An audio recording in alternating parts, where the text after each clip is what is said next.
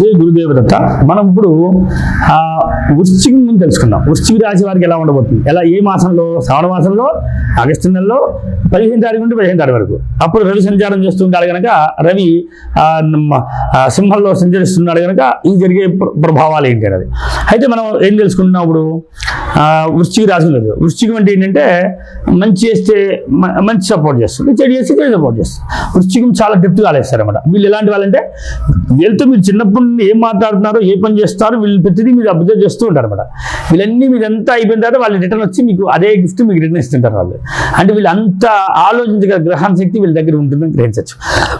ఈ రాశి వారికి వీళ్ళ యొక్క కుటుంబము చాలా ఒక దైవజ్ఞంగా ఉంటుంది, చాలా మంచివారు, సాత్వికులు, చాలా మంచివారు అని తెలుసుకోవచ్చు. కానీ ఈ రాశి వారికి విశేషం ఏంటంటే సప్తమంలో గురువు ఉండడం వల్ల భార్య కూడా మంచి విద్యావంతురాలైన భార్య లభించడం, చదువుకున్న భార్య లభిస్తుంది కదా. అలా సంతానం కూడా, సంతానము భార్య ఇద్దరు చాలా అనుకూల స్థితిగా ఉంటారు. వృశ్చిక లగ్నం వారికి సంతానము ప్లస్ భర్త చాలా అనుకూలంగా ఉంటారని కూడా తెలుసు. లేడీస్ అయితే ఇలాగా, మగవాళ్ళకి అయితే అలాగా తెలుసుకోవచ్చు. కనుక ఈ వృశ్చిక రాశి వారికి సప్తమంలో కుజుడు గురుడు ఉన్నారు. అంటే వీళ్ళిద్దరు కూడా అనుకూల స్థితిని ఇస్తారు వీళ్ళకి. కాకపోతే కొంచెం కుజుడు ప్రభావం వల్ల ఒక నెల వరకు ఉంటారు కనుక, కుజుడున్నంతసేపు వరకు వీళ్ళకి కొంచెం చిన్నటువంటి హెల్త్ ప్రాబ్లమ్స్ ఉండడానికి అవకాశాలు ఉంటాయి. కనుక భార్య స్థానంలో ఉన్నాడు కనుక గురుడు ఉండడం వల్ల మంచి జరుగుతుంది, శుభం జరుగుతుంది. కుజుడు ఉండడం వల్ల కొంచెం చిన్న నష్టాలు జరుగుతుంటాయి, హెల్త్ ప్రాబ్లమ్స్ వస్తుంటాయి. కానీ కుజుని చదువుకుంటే కుజు ప్రభావం తగ్గుతుంది. ఈ రాశి వరకు ఈ మాసంలో ఉంటారు కనుక దాని ప్రభావం తగ్గించుకోవాలి. దాని తర్వాత అష్టమంలో ఎవరు లేరు, అష్టమ స్థితి బాగుంది కనుక అష్టమ ప్రభావం ఏమి లేదు కనుక ఏ సమస్యలు రావడానికి అవకాశాలు లేవు.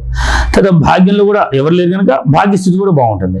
కానీ మీకు ఇంకో విశేషం ఏంటంటే చతుర్థంలో ఇక్కడ వృశ్చికం, ధనస్సు, మకరం, కుంభం కదా. కుంభంలో వచ్చేసరికి కుజుడు ఉంటాడు, అదే శని ఉంటాడు. ఈ శని ఏం చేస్తాడంటే కుంభ శని ఇక చాలా విశేషమైన వాడు.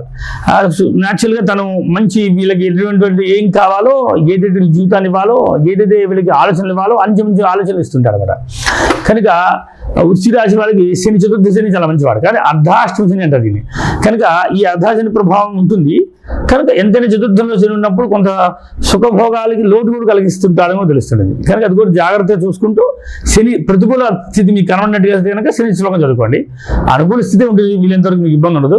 కానీ మీరేం భయపడక్కర్లేదు. కానీ ప్రతికూలంగా అనిపిస్తే మాట శని జోన్, మీకు కంఫర్ట్ జోన్, ఎంజాయ్మెంట్ లేదు, ఇబ్బంది పడుతున్నారు అనిపిస్తే మాట శని చదువుకోవడం మంచిది.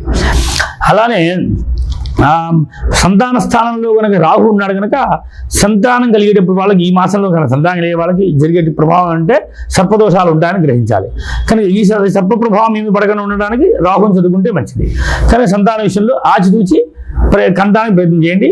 అదే సంవత్సరం అంతా కూడా రాహు అక్కడే ఉండే ప్రభావం ఉంటుంది కనుక కొంత జరుగుతుంది ప్రభావం. కనుక రాహు జపం చేసుకుంటూ ఉంటే సంతానిచ్చే సమస్య లేకుండా జీవితాన్ని నడిపించగలుగుతారు. తర్వాత మీకు దశమంలో వచ్చేసరికి విశేషమైన రవి, అలానే బుధుడు, శుక్రుడు ఉంటారు కనుక మీకు వృత్తిరీత్యా ఇబ్బంది లేదు, జీవిత ప్రయాణం ప్రశాంతంగా వెళ్ళిపోతుంది. మంచి ఆదాయం బాగుంటుంది, స్త్రీ మూలమైన ఆనందాన్ని పొందుతుంటారు, అన్ని రకాల వృత్తిరీత్యా అభివృద్ధి బాగుంటుంది. తర్వాత అన్ని పరంగా రంగాల్లో మీకు అనుకూల స్థితి లభిస్తుంది. తర్వాత లాభ స్థితి బాగుంది, అలానే వ్యయ స్థితి కూడా బాగుంది కనుక ఇబ్బంది లేదు. జీవిత ప్రయాణంలో ధన నష్టాన్ని పోయేది పెద్దగా ఏమీ లేదు. వృశ్చిక రాశి వారికి ఈ మాసం చాలా శ్రేయదాయకంగా ఉందని తెలుసుకోవచ్చు. కానీ ఈ రాశి వారికి ఇబ్బంది లేదు. చదువుకోవాల్సిన మాత్రం యథాప్రకారంగా కుజుని శ్రద్ధగా చదివితే, రాహుని చదువుకుంటే మంచిది. జై గురుదేవ దత్త.